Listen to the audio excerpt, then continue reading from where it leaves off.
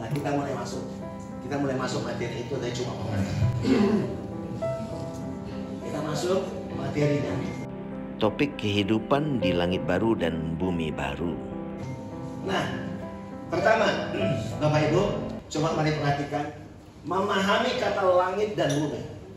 Bapak-bapak, coba jujur kalau baca Alkitab dalam bahasa Inggris, pernahkah dikatakan God created the sky and earth?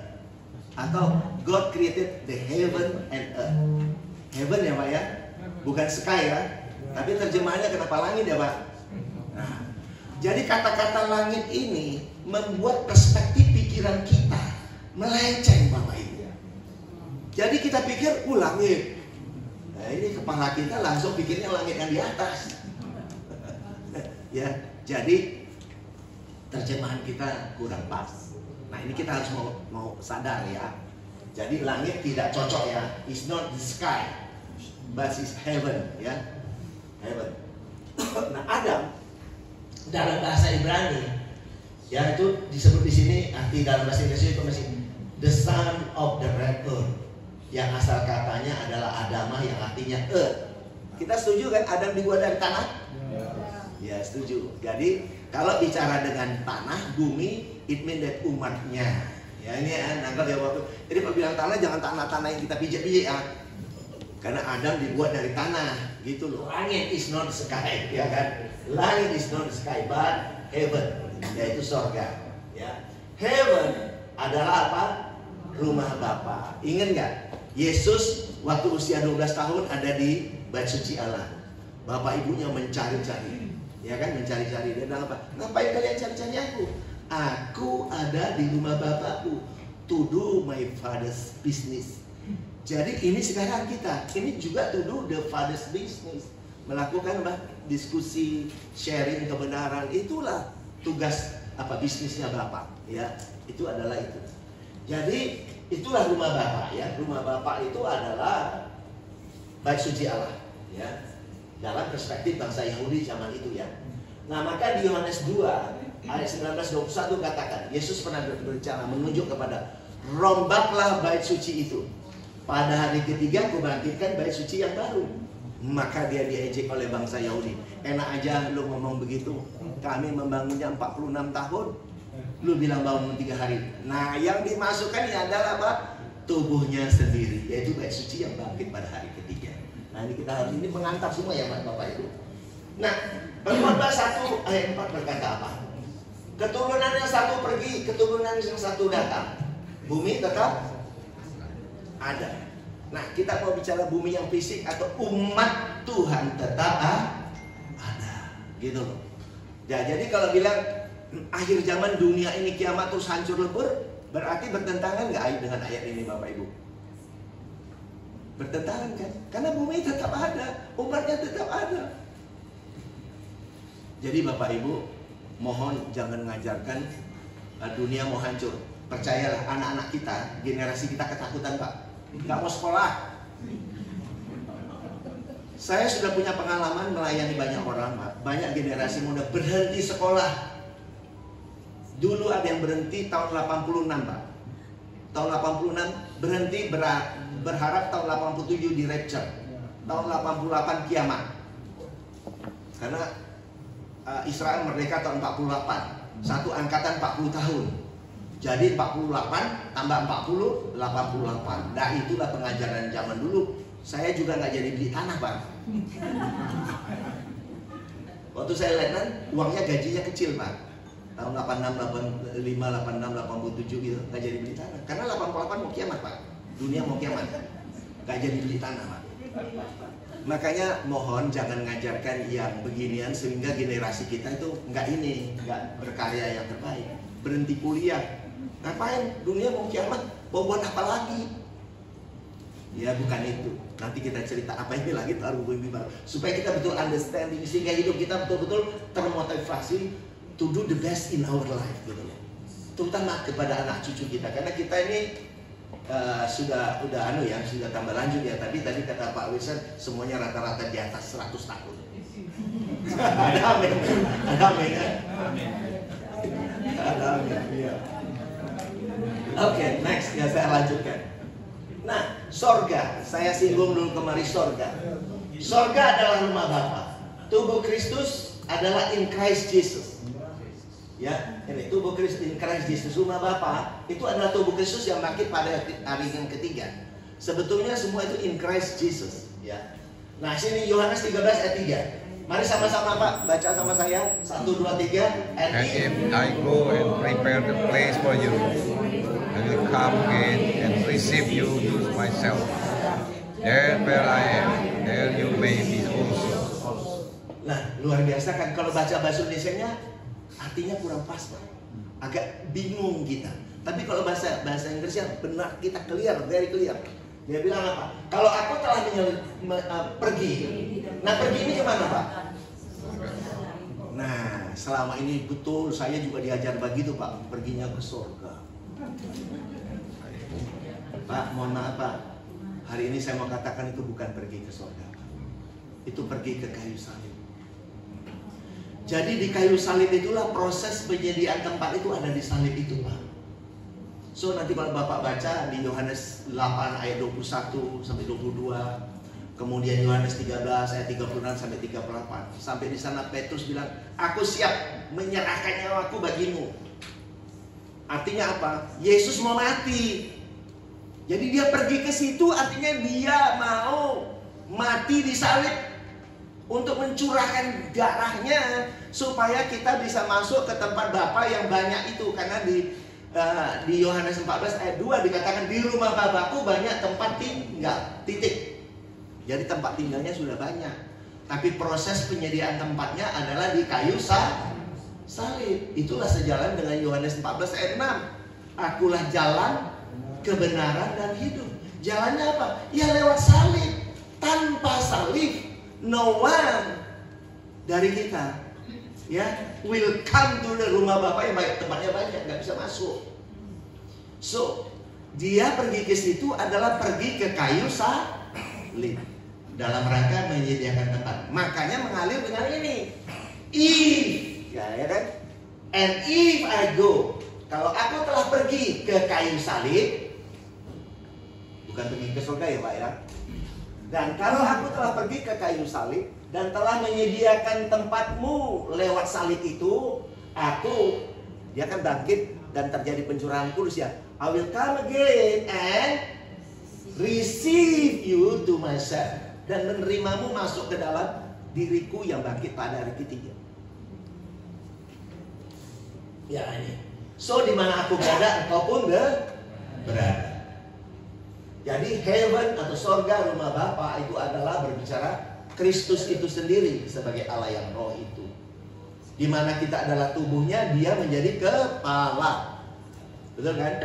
Kita adalah tubuh Kristus kan Bapak Ibu? Kita gerejanya, dia kepala gereja, dia kepala.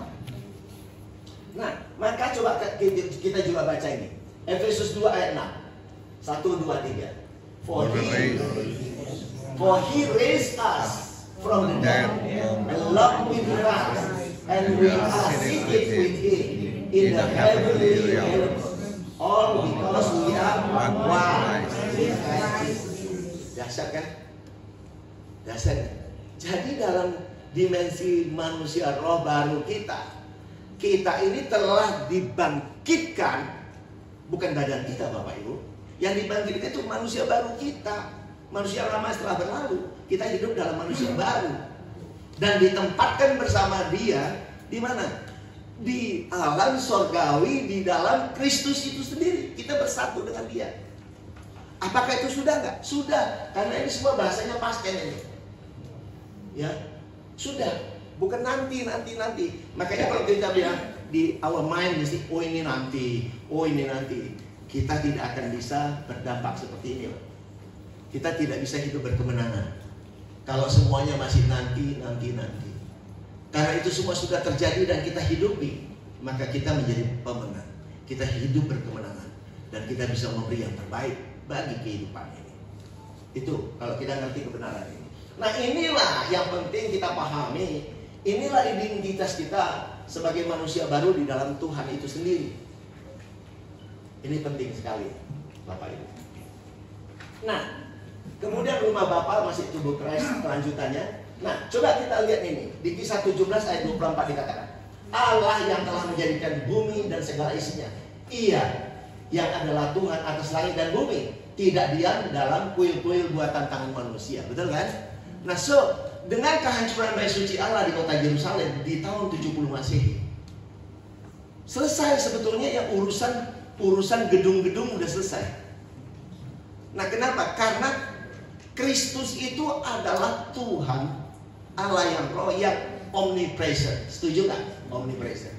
Dia maha hadir. Sekarang ini ada di ruangan ini, ada di Jakarta, ada di mana-mana. Dia ada di Amerika. Bersamaan dia ada di mana-mana. Karena Tuhan itu maha hadir, Bapak Ibu sekalian. Jadi jangan pikiran kita membatasi Tuhan hanya boleh di satu tempat. Siapa kita? Siapa kita membatasi Tuhan hanya di satu tempat? Tuhan itu maha hadir, omnipresent. Ya, dia betul-betul maha hadir. Dan ingat, kalaupun nantinya bangsa Yahudi atau orang Israel membangun bait suci yang ketiga, itu nggak ada urusan sama kita. Orang Kristen nggak ada urusannya loh. Jangan kita bilang, oh dilulukan itu begini-begini, nggak ada hubungannya. Itu sudah out of context dari Bible. Kanonisasi Alkitab sudah selesai, betul? Sudah tertutup. Kalaupun dibangun bait suci yang ketiga di kota Yerusalem, itu sudah out of the Bible. Sudah nggak ada di dalam Alkitab. Tidak ada hubungannya sama Alkitab. So jangan terpengaruh dengan mau dibangun bait suci ketiga. Karena kita ini orang percaya adalah bait suci yang sesungguhnya. Dia bersemayam di dalam kita sebagai tubuhnya. Amin. Ini yang penting kita pahami. And then kemudian ini, ya, ini dalam Wahyu 21 ayat 3. I heard a loud shout from the throne saying, look, the home of God is now among His people. He will live with them, and they will be His people. God Himself will be with them. Nah, ini kayak menyatakan kitalah tabernakelnya. Orang-orang percaya inilah rumahnya Tuhan, tabernakelnya Tuhan, dan tinggal betul-betul bersama kita di dalam kita. Jadi sudah terjadi, ini bukan belum terjadi, sudah terjadi, Bapak Ibu. Nah, pertanyaannya, sadarkah kita bahwa kita telah menghidupi hal tersebut? Gitu aja tinggalan. Nah, makanya tadi yang dalam ini, yang bahasa Inggris tadi yang sudah kita baca. Jadi penting betul-betul kita mengerti a new man in Christ Jesus. Jadi kesadaran akan kehidupan manusia baru di dalam Kristus, that's the main point in our life. Itu the main point. Nah, Bapak Ibu, mohon perhatikan gambar ini. Ini saya senang sekali kalau berbicara membandingkan ini, Bapak Ibu. Gambar ini sangat memberi pengertian yang mudah bagi saya. So, mari kita perhatikan. Oh ya, ini lebih saya baca. Tes. Wah, ini lebih jantan, Pak. Itu tadi LGBT, LGBT. Ini lebih jantan, Pak. So, Bapak Ibu Saudaraku, ini penting sekali. Nah, kita harus tahu. Jadi gini, kalau melihat Alkitab, kita harus melihat tiga bagian. Satu adalah Perjanjian Lama, kehidupan di sini perjanjian pertama sebelum salib. Di sini bayangan. Ini bayangan ini. Baru ini salib. Baru di sini cerita penggenapan. Itu ya, penggenapan. Jadi ini yang perlu kita pahami. Kalau kita memahami ini adalah perjanjian lama, ada sebelum salib, ini adalah cerita bayangan. Kemudian bagaimana Kristus melakukan penggenapan melalui salib sehingga betul-betul ini diwujudkan menjadi yang kedua. Setelah salib ini yang kedua. Jadi ini yang tadi kalau di Ibrani 10 ayat 9. Aku datang untuk menghapus yang pertama dan menegakkan yang kedua. Artinya apa? Jadi dia datang menghapus ikatan perjanjian yang pertama yang disahkan oleh darah binatang. Nah, dia menegakkan ikatan yang perjanjian yang kedua, yaitu ikatan perjanjian yang harus disahkan oleh darah Kristus. Di mana relasi yang dalam Kristus adalah dalam roh dan kebenaran yang terjadi di dalam bait suci yang baru, yaitu tubuhnya. Sedangkan ikatan perjanjian yang pertama yang harus disahkan oleh darah binatang, ya, itu ikatan perjanjiannya disahkan oleh darah binatang, dilakukan di mana? Bait suci Allah yang diatur oleh hukum Taurat. Ada 613 peraturan yang harus diikuti. Nah, itulah ikatan perjanjian yang pertama yang sudah dihapus. Nah, ditegakkan ikatan perjanjian yang kedua. Kalau ngerti ini nanti akan ngerti langit baru, bumi baru, Pak. Itu kira-kira begitu ya. Karena langit baru, bumi baru itu perspektif suatu bahasa simbol, Pak. It's not directly betul-betul. Tadi kan udah bilang langit kan bukan langit yang di atas, Pak. Langit is talk about heaven. Heaven is talk about God itself, gitu loh.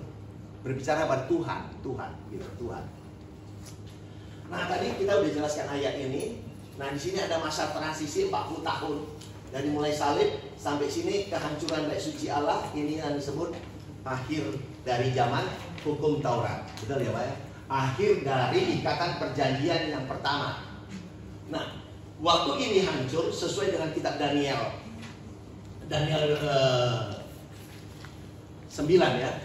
9, Daniel 9 ayat 20 sekian sampai 27. Nah, di sana waktu bait Allah itu hancur, maka korban sembelihan dihentikan. Nggak boleh lagi potong binatang kan? Nah, dipaksa berhenti oleh Tuhan. Walaupun orang sekarang masih melakukan tiap tahun kan. Nah, orang Yahudi sudah tidak melakukan sekarang pun karena bait suci udah nggak ada ya, udah nggak ada. Nah, jadi ini betul-betul sudah akhir zaman. Jadi mohon maaf, Pak, Bapak Ibu, akhir zaman bukan dunia kiamat ya, Bapak Ibu. Akhir zaman sesuai Alkitab adalah akhir dari zaman praktek-praktek hukum Taurat. Akhir dari zaman penyembelihan binatang nggak boleh ada lagi karena Yesus sudah mati di kayu salib. Akhir dari paradigma berpikir Tuhan ada di ruang maha suci, udah nggak ada karena Tuhan sudah maha hadir. Tuhan tidak dikungkung di dalam ruangan. Ya, ini sudah selesai. Inilah akhir zaman, Bapak Ibu saudaraku. Bapak Ibu, saya pernah punya, memang punya anak, bukan pernah. Ada anak saya. Anak saya waktu muda, saya lagi duduk, dia datang. Pak, dia bilang, Pak, aku mau tanya, Pak. Tentang apa, nak? Tentang khotbah, Pak. Khotbah apa, nak? Khotbah akhir zaman. Emangnya kenapa, nak? Kok menakutkan ya, Pak? Nah, coba ya. Bapak Ibu, waktu dulu pertama kali atau berapa kali dengar seminar akhir zaman, pasti waktu dengar akhir zaman ada pembicara di depan Bapak Ibu, yes, asik, atau ada satu perasaan gimana? Yang mana yang benar? Yang yes atau ada suatu rasa was-was, nggak tentram, apa? Was-was ya, Pak ya? Yang jujur was-was. Kok yang yes ini agak nipu diri ya, Pak ya?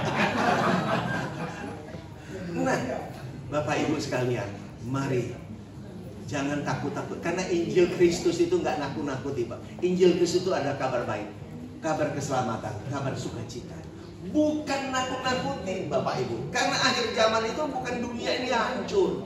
Enggak. Akhir zaman adalah akhir dari praktek-praktek ikatan perjanjian yang pertama. Akhir dari di masa diberlakukannya hukum Taurat karena Yesus sudah mati di kayu salib. Yesus adalah ikatan perjanjian yang baru yang disahkan oleh darahnya. Jadi pakai darah binatang, zamannya berakhir. Ada amin, Bapak Ibu? Wah, saya senang sekali Bapak Ibu bilang amin. Saya senang banget nih. Karena artinya kedatangan kami sama Pak Wilson itu berhasil. Di bawah asuhan dari Pak Jimmy Poli sama Pak Rektor. Ya, luar biasa. Nah, ini penting sekali Bapak Ibu dipahami ini ya. Nah, baru kita masuk namanya zaman baru. Nah, zaman baru inilah yang disebut zaman kasih karunia, di mana relasi kita terjadi dalam roh dan kebenaran, Bapak Ibu. Jadi kita Matius ini semua digenapi di sini, semua sudah digenapi. Nah, di sini Efesus 2 ayat 20 sampai 22 ini. Nah, ingat nggak di Matius 24? Tadi kan Pak Wilson sudah kabarkan. Lihat bait suci itu. akan tidak ada satu batu di atas batu lainnya, semuanya akan diruntuhkan, betul kan? Nah sekarang kalau kita baca di Efesus 2 ya ayat 20 sampai 22, di sana dikatakan apa? Yesus sebagai batu penjuru, kita tersusun rapi di dalam Dia, menjadi apa? Bait suci darah dalam roh. Jadi kita inilah menjadi pengganti bait suci Allah yang diruntuhkan tahun 70 itu udah runtuh. Kita ini penggantinya sebagai bait suci yang baru dalam roh. Ada amin Bapak Ibu? Wow, ini dahsyat sekali loh. Waktu saya nangkap kebenaran ini, happy, karena dulu saya takut, Bapak Ibu. Takut banget dulu, sampai gak jadi beli tanah. Bayangkan, gak jadi beli tanah gara-gara dunia mau kiamat. Sekarang Bapak Ibu boleh beli tanah, saya lihat di sini masih luas banget. Yang punya uang boleh beli tanah di Manado ya Pak ya. Tanah yang masih luas. Oke, saya lanjut ya. Nah, hapus yang pertama, tegakkan yang kedua. Ini ditegaskan ya, ini ayatnya. Dan kemudian katanya, sungguh aku datang. Ini menggambarkan tentang Kristus ya. Untuk melakukan kehendak-Mu. Yang pertama ia hapuskan supaya menegakkan yang kedua. Jelas banget ya Bapak Ibu ya. Jadi betul-betul kedatangan Kristus tetelestai. Ya, urusan dosa selesai, nggak boleh lagi begini, nggak boleh begitu. Hukum Taurat 613 kita nggak terikat itu, kita hidup dalam kasih karunia Kristus. Ya. Nah kemudian ini penting banget. Ini Ibrani 9 ayat 8. Dengan ini Roh Kudus menyatakan bahwa jalan ke tempat yang kudus itu belum terbuka. Ini apa? Tubuh Kristus yang baru. Ya, kita orang-orang zaman itu menjadi bait suci Allah itu belum dimengerti. Kalau ini selamat kemah yang pertama itu masih berdiri, masih ada. Jadi zaman waktu itu ya tahun 50-an 60-an sampai mau menjelang tahun 70 itu, waktu bait suci Allah masih berdiri di kota Yerusalem, maka mereka tidak mengerti bahwa mereka itu sesungguhnya adalah telah menjadi bait suci Allah yang baru. Mereka tidak ngerti sampai bait suci Allah di kota Yerusalem didestroy, hancur, di bumi hanguskan, baru mereka realize. Nah inilah yang digenapi di kitab 1 Tesalonika 4 ayat 16-7. Tuhan sendiri turun dari surga. Apa itu Tuhan sendiri turun dari surga? Tuhan seakan-akan itu dari bait suci yang hancur itu, Dia turun datang ke kita sebagai bait suci yang baru. Dia datang kepada kita. Tuhan turun sendiri dari surga. Tuhan turun dari situ datang ke kita sebagai bait sucinya yang baru. Itu maknanya sebenarnya. Nah ini semua sudah digenapi ya Bapak Ibu, sudah digenapi. Nah, mari perhatikan ini. Nah ini kita sudah masuk ke arah topik kita. Ya tadi itu pengantar, ini ke arah topik. Tolong perhatikan baik-baik. Mari kencangkan seatbeltnya supaya betul-betul ini bisa kita tangkap sepenuhnya Bapak Ibu. Nah, di sini dikatakan tadi kan perjanjian lama itu adalah perjanjian yang pertama, bayangkan. Di sini kedua adalah penggenapan. Nah, di sini langit pertama, bumi pertama, ya. Nanti kita lihat ayatnya. Langit pertama, bumi pertama telah berlalu. Wahyu 21 ayat 1 berkata, aku melihat langit yang baru, bumi yang baru. Langit yang pertama dan bumi yang pertama telah berlalu, laut pun tidak ada lagi. Jadi di sini langit yang pertama, bumi pertama telah berlalu. Yesaya 65 ayat 17 berkata, di sini dikatakan gini, aku melihat langit, itu sebetulnya sama dengan Wahyu 21 ayat 1. Aku melihat langit yang baru dan bumi yang baru. Hal-hal yang dahulu, hal-hal yang lama itu tidak diingat lagi. Sekarang kalau saya tanya, apa yang tidak diingat lagi Bapak Ibu? Yang sudah dilupakan, yang nggak timbul lagi dalam hati apa? Bagaimana menerapkan hukum Taurat? Nggak diingat lagi udah. We already forget. Ya, lupa semua. Itu, lupain udah. Ya, udah nggak masuk di pikiran kita udah semua itu. Potong binatang nggak ada lagi. Jadi dilupakan. Nanti kita baca ayatnya ya. Nah, tadi sudah saya katakan bahwa perjanjian yang lama pertama itu sudah usang mendekati tua dan dibutuhkan yang baru. Nah, kemudian di sini salib, di sini Yesus bangkit, ya. Kemudian ini terbelah, bait suci tabir bait Allah terbelah, pencurahan Roh Kudus, kehancuran bait suci Allah. Kemudian di sini langit baru, bumi baru, ya, yaitu Wahyu 21 ayat 1. Di sini juga dikatakan, nanti kita lihat, inilah langit baru, bumi baru. Kemudian di sini relasi dalam roh dan kebenaran. Di sini relasi yang disahkan oleh darah binatang, di sini disahkan oleh darah Kristus.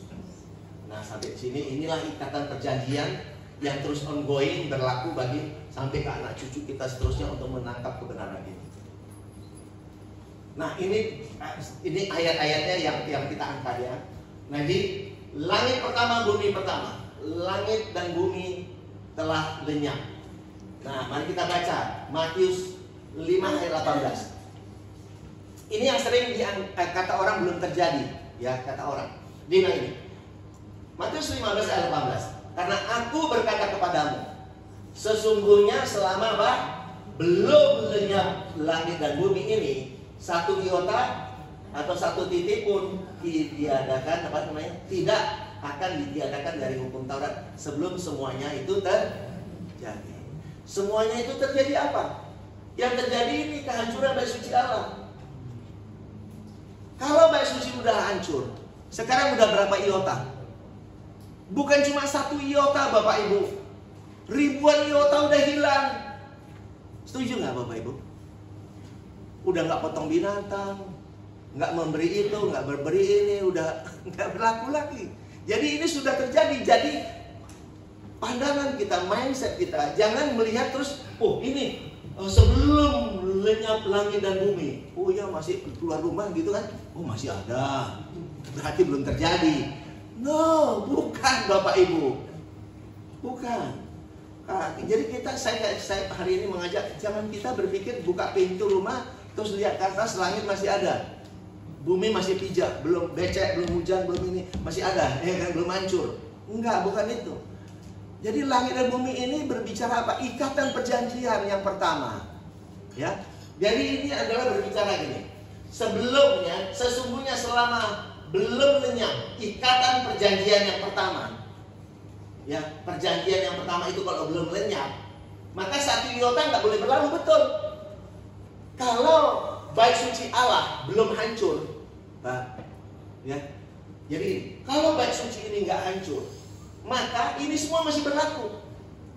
Penerapan hukum Taurat itu full, potong binatang masih berlaku. Tapi begitu bait suci hancur, maka langit dan bumi telah lenyap. Artinya perjanjian yang pertama itu lenyap, Bapak Ibu. Kenapa? Karena tempatnya udah nggak ada. Tempat terselenggaranya ikatan perjanjian, pelaksananya di praktek-praktek hukum Taurat di bait suci itu udah nggak ada. Maka lenyaplah ikatan perjanjian yang pertama. Lenyaplah langit pertama, bumi pertama lenyap. Itu maknanya. Nah, baru gini, Wahyu 20 ayat 11. Lalu aku melihat suatu tahta putih yang besar, dan ia yang duduk di atasnya.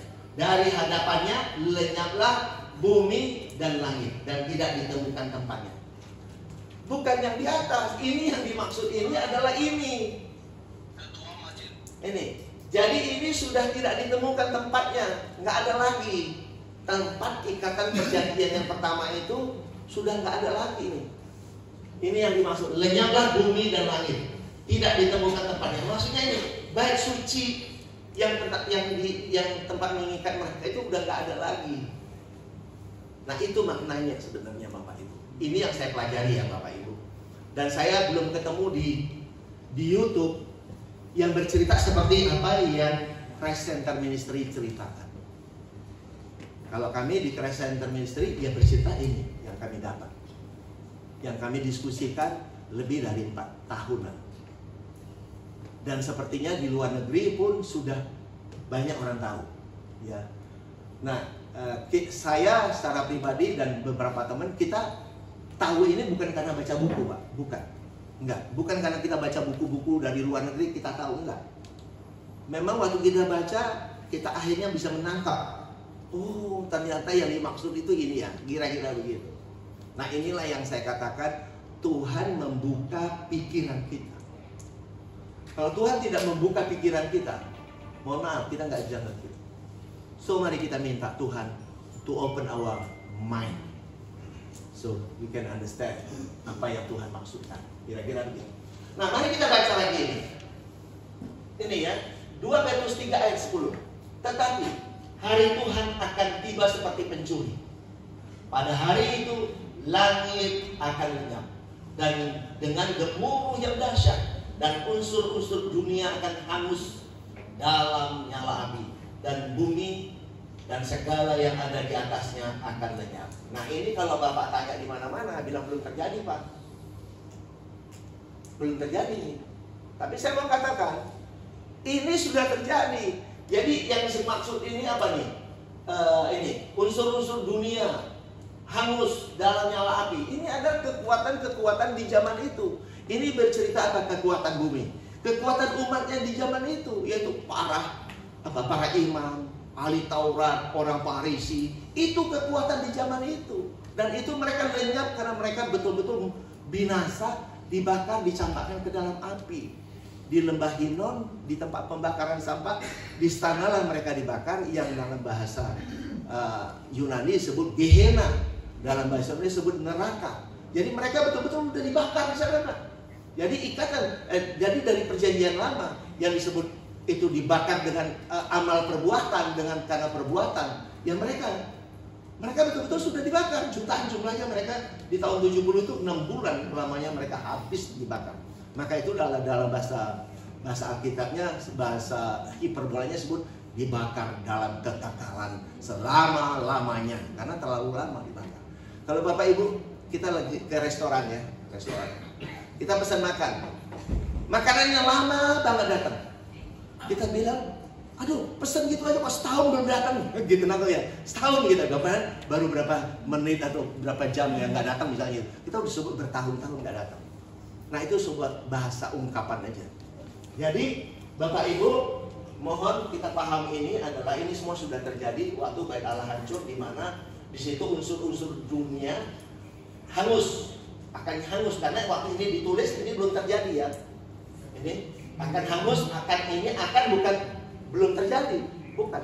Akan ini menunjuk kepada kehancuran Bait Suci Allah. Jadi langit dan bumi ini udah lenyap. Jadi unsur-unsur kekuatan di zaman itu, yaitu ahli Taurat, ya para imam, orang Farisi yang betul-betul menjadi ahli-ahli kekuatan di zaman itu musnah semua, dibakar mereka semua. Jadi ini sudah terjadi. Nah, nubuatan langit baru, bumi baru. Langit pertama, bumi pertama berlalu. Nah, ini penggenapannya. Kita lihat. Nah, mari sama-sama fokus Bapak Ibu. Mari sama-sama kita baca. Ini penting banget. Nubuatan 700 tahun sebelum Yesus turun ke bumi. Mari kita baca Yesaya 65 ayat 7 sama-sama. 1, 2, 3. Sebab sesungguhnya aku menciptakan langit yang baru dan bumi yang baru. Hal dahulu tidak akan dilakukan. Nah, coba bayangkan. Kalau kita mau jujur memperhatikan ayat ini, apa hubungannya ayat 17a dengan 17b? Kayaknya nggak nyambung kan? Kalau mau jeli ya melihatnya ya, kayaknya nggak nyambung apaan. Tapi selama ini saya sadarlah, kita bacanya cuma lewat toh ya. Wah, yang penting sudah lewat gitu. Tapi tidak memaknai esensinya gitu loh. Nah, waktu kita memaknai esensinya, maka sini sesungguhnya aku melihat langit yang baru dan bumi yang baru. Sesungguhnya aku melihat ikatan perjanjian yang kedua, yang baru, yang disahkan oleh darah Kristus Yesus, di mana relasi kita terjadi dalam roh dan kebenaran karena Yesus turun ke bumi, udah kan? Nah, ini hal-hal yang dahulu tidak diingat lagi. Ini adalah ikatan perjanjian yang pertama, yang disahkan oleh darah binatang, yang terjadi di dalam Bait Suci Allah. Ini sudah tidak diingat lagi karena telah berlalu. Ini mengalir nggak kira-kira Bapak Ibu? Saya membawakan ilustrasi ceritanya. Jadi ini sudah tidak diingat lagi Bapak Ibu. Inilah nubuatan tentang kedatangan Kristus, di mana Kristus itu menjadi apa? Menyatakan bahwa ikatan antara Tuhan dengan umatnya disahkan oleh darah Kristus, yang relasinya dalam roh dan kebenaran yang terjadi di dalam Bait Suci Allah yang baru. Ini adalah ikatan perjanjian yang pertama, yang disahkan oleh darah binatang, yang diatur oleh hukum Taurat, yang terjadi di dalam bait suci Allah telah berlalu, karena bait suci Allahnya sudah hilang, nggak ada. Nah makanya ini dikatakan, inilah dia Tuhan membuat satu ikatan perjanjian yang baru antara Tuhan dengan umatnya, di mana ini sudah tetelestai. Nah dikatakan maka di Roma 10 ayat 4, Kristus adalah penggenapan dari apa? Hukum Taurat. Jadi kita nggak diikat oleh hukum Taurat. Orang-orang di zaman dulu pun sudah sebetulnya nggak diikat oleh hukum Taurat, gitu. Jadi ini semua telah berlalu. Makanya di sini dikatakan, Yesaya 66 ayat 22, langit yang baru, bumi yang baru, tinggal tetap di hadapanku. Jadi ikatan perjanjian yang baru yang disahkan oleh darah Kristus itu akan tinggal tetap selama-lamanya dalam kehidupan ini sampai kekekalan, Bapak Ibu. Dari kita mengerti sampai ke anak cucu kita, itu nggak bisa lepas lagi. Udah, kita hidup di langit baru, bumi baru, yaitu ikatan perjanjian yang baru. Ikatan perjanjian yang kedua antara Tuhan dengan umatnya yang disahkan oleh darah Kristus, di mana relasi kita terjadi dalam roh dan kebenaran di dalam bait suci yang baru, yaitu kita sebagai gerejanya, sebagai jemaat. Inilah yang berlangsung selama-lamanya. Inilah yang dikatakan di nubuatan di Yesaya 66 ayat 22. Demikian juga keturunanmu dan namamu akan tinggal tetap.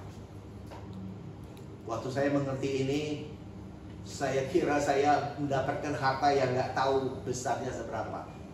Bahagia, happiness. Maka walaupun usia sudah 67 tahun lewat, masih muda ya Pak ya.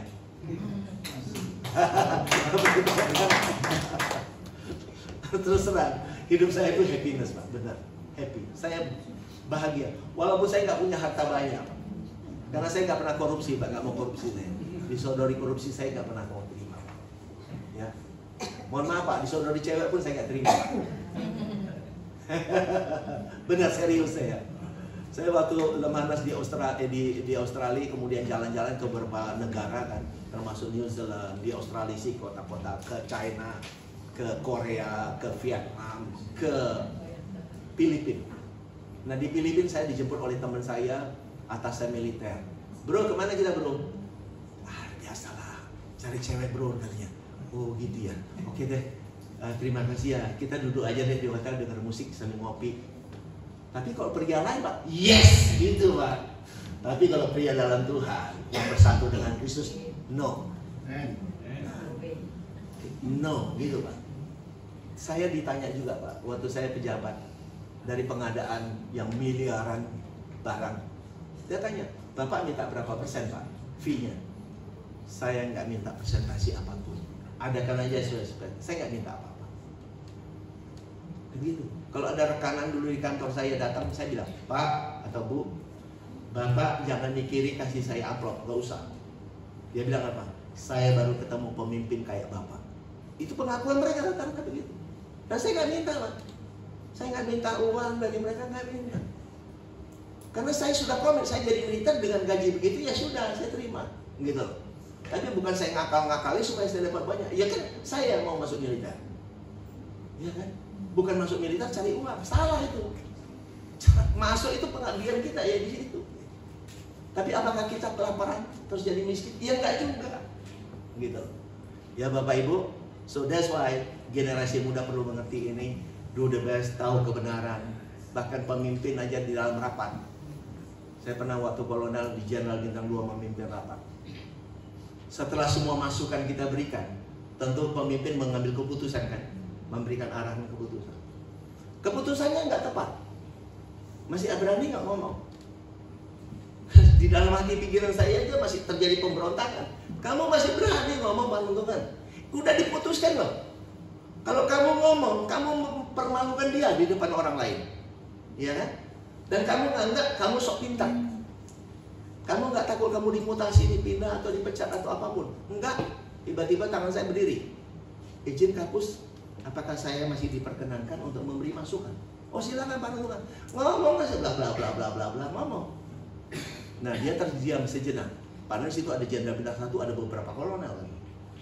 Kemudian yang luar biasanya keputusan totally berubah sesuai apa yang kita omong. Dahsyat nggak Bapak Ibu? Nah itu anak Tuhan itu begitu. Jadi jangan kita ABS, asal Bapak senang. No, nggak bisa begitu. Kalau kita jadi staff, saya kasih tahu Bapak Ibu ya. Kalau kita jadi staff, do the best in your job. Dan kita punya mindset, pimpinan saya nggak boleh salah. Pimpinan kita itu harus well performance, well information. So dia bisa to do mengambil decision yang pas gitu loh. Nggak salah decisionnya. Nah itu tugas tanggung jawab kita. Nah itulah kita itu seperti itu gitu. Itulah kepribadian kita. Nggak boleh meleset dari itu. Bukan biarin aja biar dia terjerumus. Nanti kalau dia jatuh kan aku yang ganti. Ya susah juga, dia bintang jenderal bintang 2, gua masih kolonel. Masih terlalu jauh jaraknya. Ya. Tapi puji Tuhan, waktu saya sudah lemanas ke Amerika, ke Australia, begitu pulang, beliau yang cari-cari saya dan beliau yang memperjuangkan saya. Padahal beliau angkatan darat, saya angkatan laut. Beliau yang memperjuangkan saya jadi jenderal. Gitu. Ya, masuk ke perwira tinggi, beliau yang memperjuangkan. Benar, saya nggak pernah minta. Enggak, tapi beliau yang mencari-cari saya. Begitu loh, teman-teman sekalian. So, mari kita siapkan generasi yang mengerti kebenaran semua. Mengerti langit baru, bumi baru. Bukan nanti, tapi kehidupan kekinian dalam kekekalan. Nah, ya Bapak Ibu, ini adalah kehidupan di langit baru, bumi baru adalah kehidupan kekinian kita dalam manusia baru kita yang bersatu dengan Kristus, yang dimana Tuhan terekspresikan melalui kehidupan kita hari lepas hari, sehingga kita bisa memberikan karya terbaik dalam kehidupan kita. Kenapa? Karena Tuhan memberikan kita mengerti potensi apa yang Tuhan taruh dalam hidup kita. Gitu, teman-teman sekalian. Ini penting banget dalam kehidupan kita. Ya, kalau enggak kita yang rugi loh, sayang. Generasi kita sayang kalau hidup dalam mengambang nggak ngerti mana-mana. Kita harus confirm. Anak cucu kita, generasi muda kita harus tahu kebenaran. Kemudian betul-betul mengabdikan diri, memberikan yang terbaik bagi kehidupan. Seperti yang kemarin saya cerita, Kolose 3 ayat 23. Apapun yang kau perbuat, perbuatlah dengan segenap hatimu, seperti untuk Tuhan, bukan untuk manusia. Untuk siapa, Bapak Ibu? Untuk siapa, Bapak Ibu? Saya ulang ya Pak ya, saya ulang ya. Apapun yang kau perbuat, perbuatlah dengan segenap hatimu, seperti untuk Tuhan, bukan untuk manusia. Untuk siapa? Untuk kehidupan ini Bapak Ibu. Untuk istri Bapak, untuk suami Bapak, Ibu, suami Bapak, LGBT, untuk suami Ibu, untuk anak cucu, untuk orang lain, untuk organisasi di mana kita do the best, beri yang terbaik, seperti untuk Tuhan. Jadi yang kita lakukan yang terbaik itu seperti untuk Tuhan, supaya kita tuh betul-betul sungguh-sungguh di dalam bekerja, sungguh-sungguh di dalam memeras otak kita, how to solve the problem, memberikan jalan keluar, partisipasi, kontribusi yang terbesar itu karena memang kita ingin memberikan yang terbaik seperti untuk Tuhan. Tuhan nggak butuh Pak, yang butuh itu adalah kehidupan ini, yang butuh kontribusi setiap pribadi lepas pribadi, supaya kita bisa ambil bagian dalam kehidupan ini. Betul nggak Pak? Itu sebetulnya, sehingga kita nggak lewat, ya nggak salah. Nah, kemudian Bapak Ibu, nah ini maknanya ini, tadi ini berarti Telestai, kemudian ini Efesus 2 ayat 15. Ya, Kristus telah batalkan hukum Taurat, betul kan? Ya, dengan matinya dia telah membatalkan hukum Taurat dengan semua ketentuan-ketentuannya. Untuk apa? Menciptakan apa? Baik bangsa Yahudi maupun non-Yahudi menjadi satu manusia baru di dalam dia. Jangan kita bilang, oh orang ini orang ateis itu enggak, orang ini enggak, orang hidup udah. Kita jangan membatasi anunya Tuhan. Dia berkatakan apa? Untuk menciptakan baik orang Yahudi maupun orang non-Yahudi menjadi satu manusia baru di dalam dia. Itulah karya salib yang sempurna. Jangan kita pula yang membatasi karya salib. Itu hanya untuk orang Kristen saja. Kok kita? Ya hebat kali kita batasin. Dia mati di kayu salib kok. Untuk dosa siapa? Dosa dunia, bukan dosa orang Kristen. Dunia. Tinggal orang itu ngerti atau. Nah, tugas kita lah memberitakan kebenaran supaya mereka ngerti, tersadarkan. Oh, gitu ya Pak ya. Oh, jadi Yesus mati itu untuk dosa-dosa saya ya Pak. Nah, iya. Dosanya sudah selesai. Cuma dia tidak ngerti aja. Bahwa bukan berarti, oh Tuhan ampuni dosa-dosa, baru dosanya protolan semua. Enggak. Karena yang diselamatkan itu jiwa kita. Jadi waktu mereka mengerti, maka jiwanya dimenangkan. 1 Petrus 1 ayat 9 katakan, engkau telah mencapai tujuan imanmu, yaitu apa? Keselamatan jiwa. Ya, imanmu itu apa? Engkau telah mencapai apa? Kristusmu. Nah itu. Karena dulu kalau kita baca di Galatia 3 ya ayat 23 sampai 27. Jadi gini, kehidupan bangsa Yahudi ini. Sebelum iman itu datang, maka kalian orang-orang zaman itu hidup dikurung oleh hukum Taurat. Sampai iman itu datang, sampai Kristus itu datang. Nah, setelah Kristus itu datang, maka mereka hidup dalam kasih karunia, bukan lagi hidup menurut hukum Taurat. Itu sebetulnya. Jadi iman is talk about Christ. Kristus. Makanya oleh karena kasih karunia kamu diselamatkan oleh iman. Itu bukan hasil usahamu. Iman siapa? Bukan iman kita. Oh, imanku hebat. Enggak. Oleh iman itu oleh Kristus. Oleh karena kasih karunia kamu diselamatkan oleh Kristus. Itu bukan hasil usaha. So if we talk about iman, it means that we talk about Christ itself. Gitu loh, kira-kira begitu. Ini yang saya pelajari ya, yang saya dapat ke Bapak Ibu. So next, nah ini tadi Ibrani 10 ayat 9. Yang pertama dihapus, tegakkan yang kedua. Jadi ini yang dihapus, ditegakkan yang ini. Gitu kira-kira ya Bapak Ibu.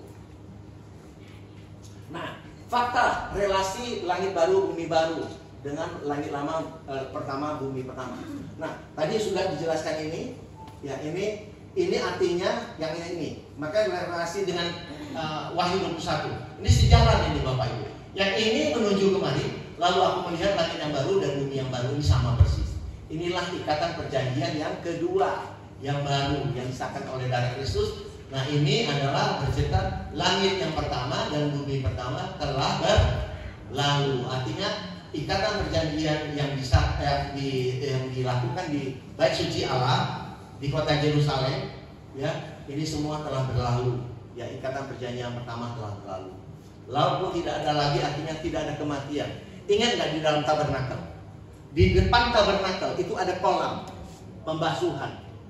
Nah, setiap para imam mau masuk ke dalam Bait Suci Allah, mereka harus membasuh dirinya. Kalau mereka tidak bersih, mereka mati. Nah, lalu tidak ada lagi, udah nggak ada kolam pembasuhan, nggak ada lagi, nggak ada kematian bagi kita, karena kita sudah bersatu di dalam Dia. Christ in you, in us, kita bersatu dengan Dia. Kita sudah dikuduskan sekali untuk selama-lamanya. Jadi nggak ada lagi ini. Lalu tidak ada kematian di dalam Kristus, karena kita manusia baru, kita tidak pernah mati lagi. Ya, meninggal dunia pasti. Ya, meninggal dunia dikubur jadi tanah, ya kan. Tapi manusia baru kita sudah bersatu dengan Dia. Nah, ini 2 Petrus 3 ayat 13. Tetapi sesuai dengan janjinya, kita menantikan langit yang baru dan bumi yang baru karena terdapat. Nah, ini kata-kata ini ditulis sebelum, ya, sebelum mereka meninggal semua nih. Jadi ini sebelum terjadi, karena ini penggenapannya semua waktu Bait Allah hancur. Maka pakai kata akan. Jadi kalau baca kata akan gini Bapak Ibu, misalnya ada kata ini, menantikan. Oh, kita menantikan. Oh, masih menantikan. Yang salah kita. Kalau banyak kata akan di Alkitab, oh ini masih kata akan. Ya, berarti kita yang salah mengerti, nggak sesuai konteksnya. Kita harus sesuai konteksnya. Ya, harus sesuai konteksnya. Kita harus bisa melihat sesuai konteks. Nah, langit baru bumi baru digenapi. Secara de facto terjadi tahun 70 dengan hancurnya Bait Suci Allah, di mana langit baru bumi baru terus ongoing. Artinya perjanjian ini terus berlaku bagi anak cucu kita yang terus terjadi terus. Nah, ini Wahyu 21 ayat 1. Nah, mari Bapak Ibu sama-sama kita baca. Ini supaya kita bisa tambah ngerti. Nah, kalau kita bicara yang kuning ini, lalu aku melihat langit yang baru dan bumi yang baru. Sebab langit yang pertama, bumi yang pertama telah berlalu. Yang kuning ini coba mari kita sama-sama baca. Ini langit baru, bumi baru, ya, ini perjanjian baru. 1, 2, 3.